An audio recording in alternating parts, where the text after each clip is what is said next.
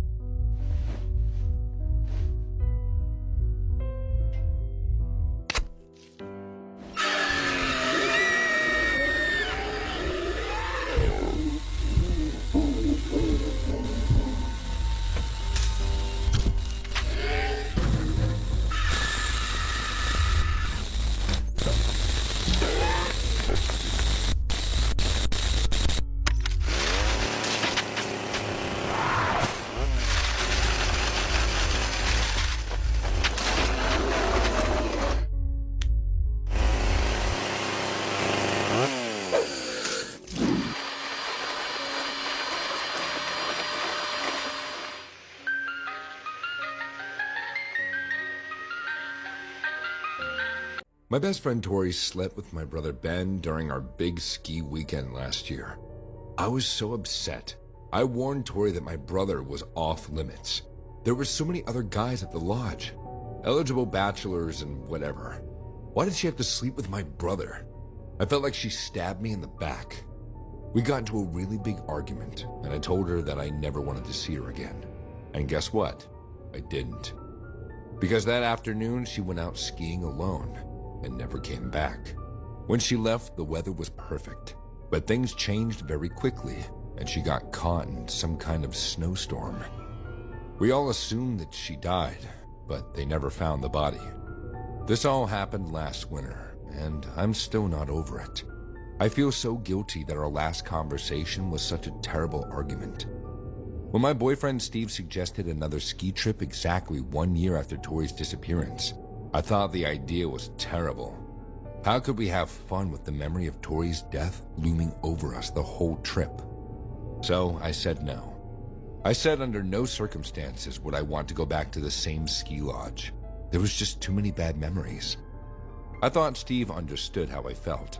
He was always so supportive, but he said that he was still going to go without me. I tried not to be upset, even though I kind of was. I felt like Steve was betraying Tori's memory too. And then my brother Ben called me up and changed my mind. He explained how guilty he felt over Tori's death because he was the one who caused the argument in the first place.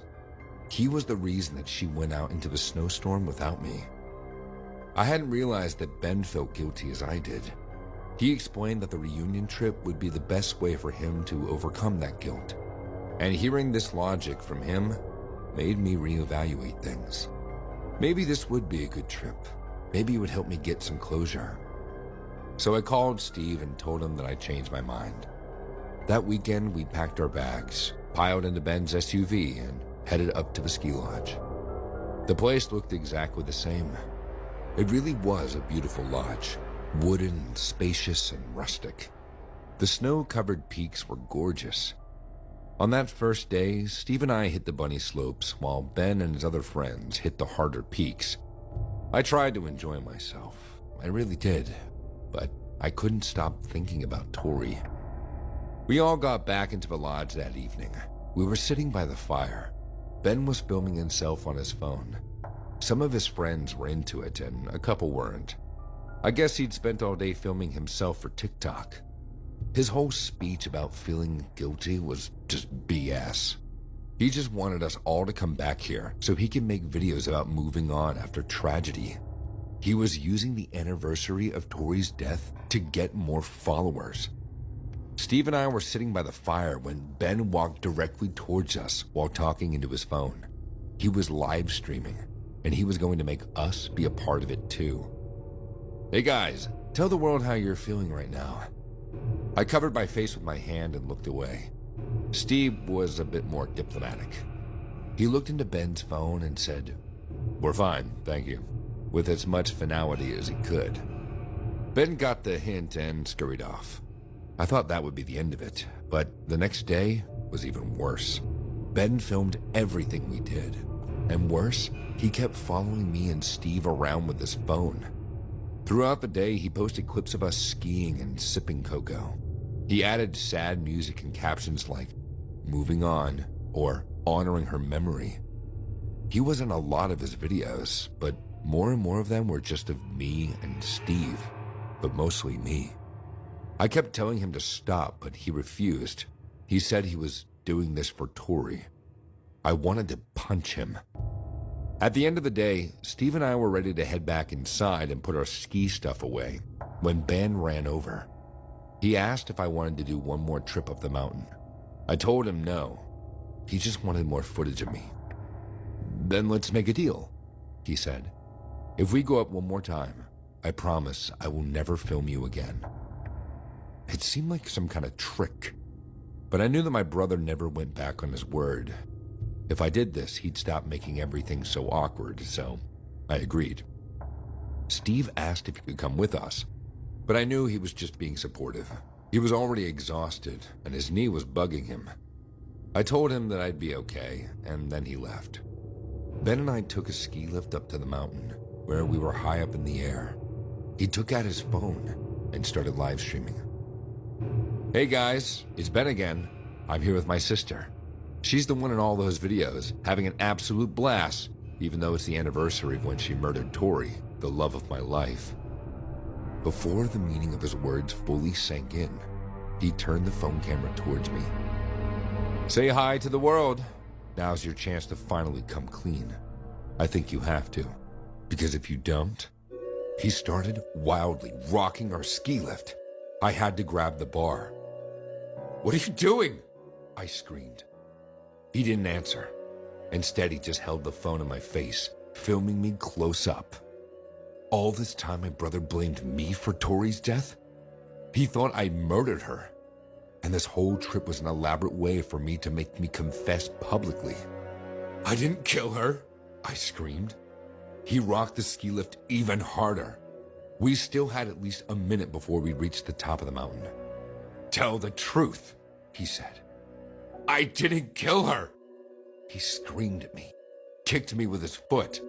He went into a rage, kicking and kicking me until I'd plummet off to my death.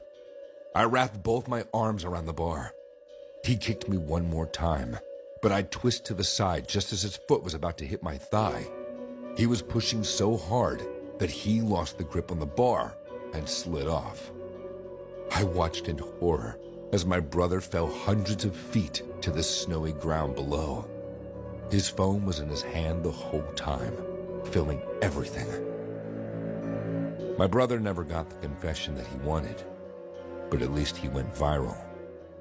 Steve and I had a long, silent ride home. Last month, my boyfriend Juan took me on a camping trip in California. Camping really isn't my thing, but I knew he wanted to go. When he's happy, I'm happy. Besides, he seemed kind of anxious when he brought it up. The trip clearly meant something to him, so I could only assume that he was going to finally propose. We parked near the ranger station and picked up a couple of maps. The ranger warned us about places to stay away from, but Juan assured him that we'd be fine. And then we started hiking.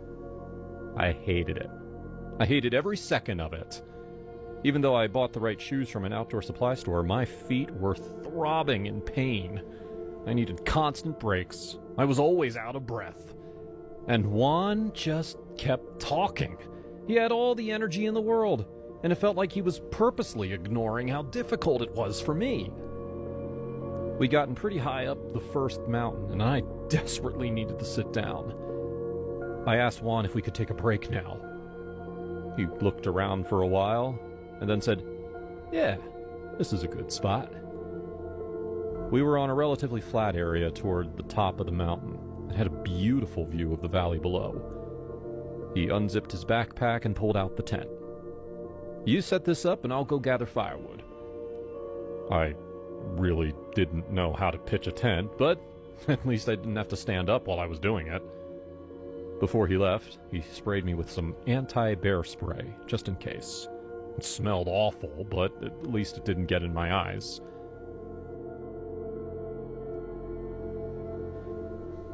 By the time I finished pitching the tent, Juan still hadn't returned. I started to get a little nervous. Even though we couldn't get cell reception out here, I needed to grab my phone and see what time it was. He had to have been gone at least an hour. But when I reached into my backpack, my phone was gone. So was Juan's. He'd taken them both when he left. But why?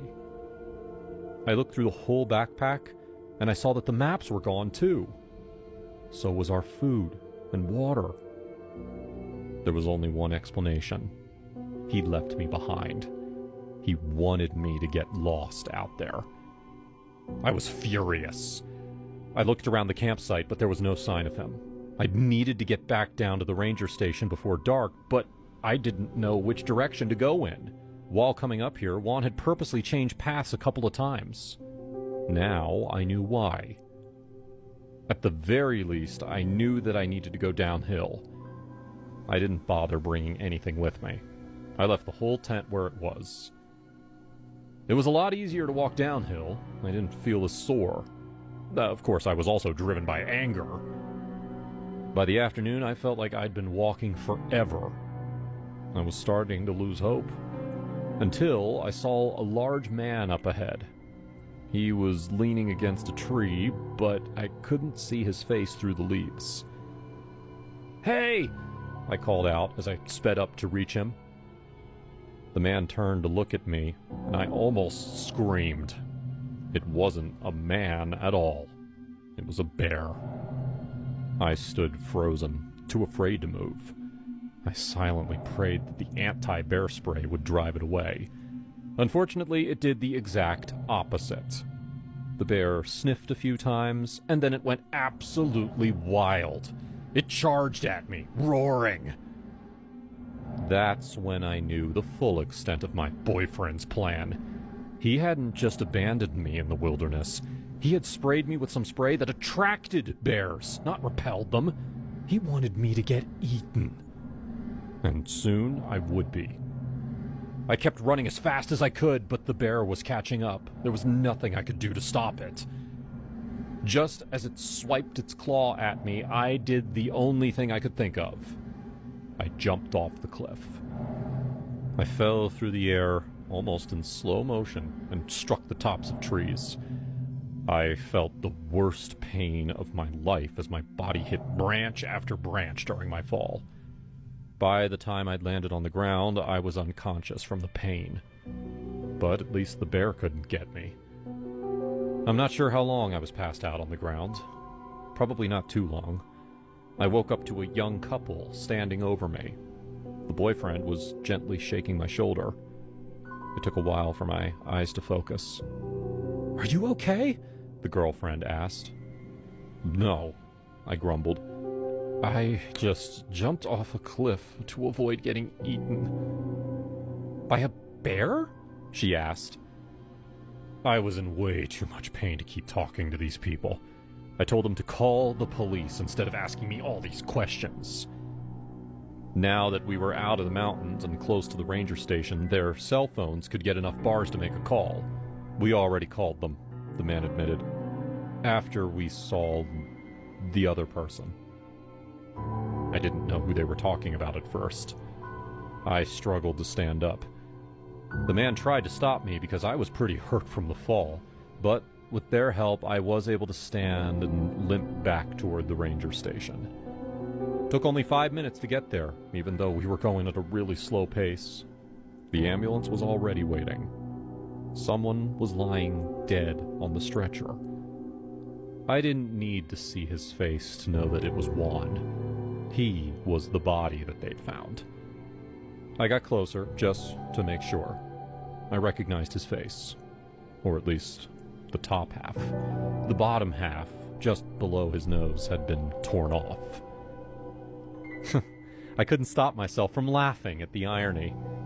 Juan had sprayed me with some chemical to attract bears, and yet he was the one to get killed by one. The last time I saw him, he was kissing me goodbye, after he'd sprayed me with the chemical. Served him right. After that, the ambulance took me to the hospital to patch me up. I'm okay now, but I still have nightmares about that forest. I will never go camping again.